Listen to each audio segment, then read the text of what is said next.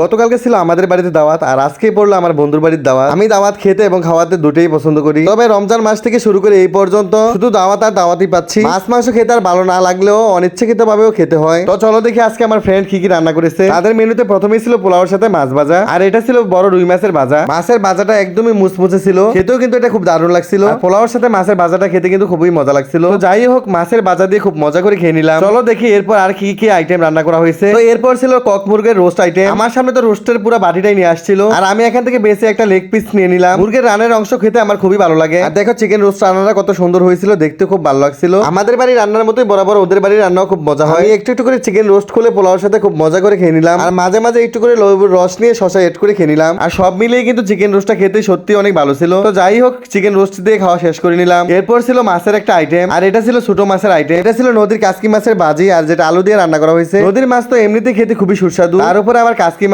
মাছ তো এমনিতে খেতে খুবই মজা। আন্টি এই কাসকি মাছটা আলু দিয়ে খুবই মজা করে রান্না করেছে। আমি একটু একটু করে সালাদ আর লেবু অ্যাড করে খেয়ে নিচ্ছিলাম। এরপর ছিল আরো কয়েকটা আইটেম। এরপর ছিল জাল জাল ডিমের আইটেম। এই ডিম বোনার কালারটা দেখে দেখো বোঝা যাচ্ছে কতটা মজা হবে। তো আমি এখানে গোটা একটা ডিম আর একটু ঝোল নিয়ে নিলাম, আর ঝোলের সাথে পোলাও মেখে ডিম ভেঙে নিলাম। এমনিতে ডিম খেতে আমার খুবই ভালো লাগে। তোমরা অনেকে আমার বাড়িতে দেখো আমি ডিমের রেসিপি করে তোমাদের সামনে শেয়ার করে থাকি। যাই হোক, তো আমি ডিম দিয়ে খুব মজা করে পোলাওটা খাওয়া শেষ করে নিলাম। এরপর দেখো ছিল গরুর মাংসের বোনা। মাংসের টুকরোগুলো একটু ছোট ছোট করে রান্না করা হয়েছিল। তো আমি এখানে 2 পিস মাংস আর ঝোল নিয়ে নিলাম। যেহেতু তোমাদের আগেই বলেছিলাম আমি 1 মাস ধরে মাংস আর মাছ খেতে খেতে একদম বোরিং হয়ে গেছিলাম, তাই এখানে 2 পিস মাংস নিয়ে নিলাম। আর মাংসের কালারটা যেমন সুন্দর হয়েছে, একদম সফট হয়েছে মাংসগুলা। হাতে নেওয়ার সাথে সাথে মাংসগুলা ছিঁড়ে যাচ্ছিল। আমি একটু একটু করে মাংস ছিঁড়ে লেবুর রস আর সালাদ অ্যাড করে খেয়ে নিচ্ছি। মাংসটা দেখতে যেমন সুন্দর হয়েছে, খেতে অসাধারণ লাগতেছে। আর এই মাংসটা রান্না করেছে আপনাদের সবার প্রিয় সিফাত এন্ড মমের অনার সিফাত ভাই। আর আমি আজকে তাদের বাসায় দাওয়াত খেতে আসছিলাম। তো সব শেষ ছিল ডাউল। আন্টির হাতের এই পাতলা ডাউলটা কিন্তু খেতে খুবই দারুণ লাগে। তো আমি মাংসের সাথে একটু ডাউল নিয়ে নিলাম। মাংসের সাথে ডাউল মেখে খেতে আমার খুবই ভালো লাগে। তোমরা সবসময় আমার ভিডিওতে দেখতে পাও আমি একদম লাস্টে ডাল ভাত মাংস অ্যাড করে খেয়ে থাকি। তো এই ছিল আজকে আমার ব্লগ। তোমাদের কাছে কেমন লেগেছে অবশ্যই কমেন্টে জানিও।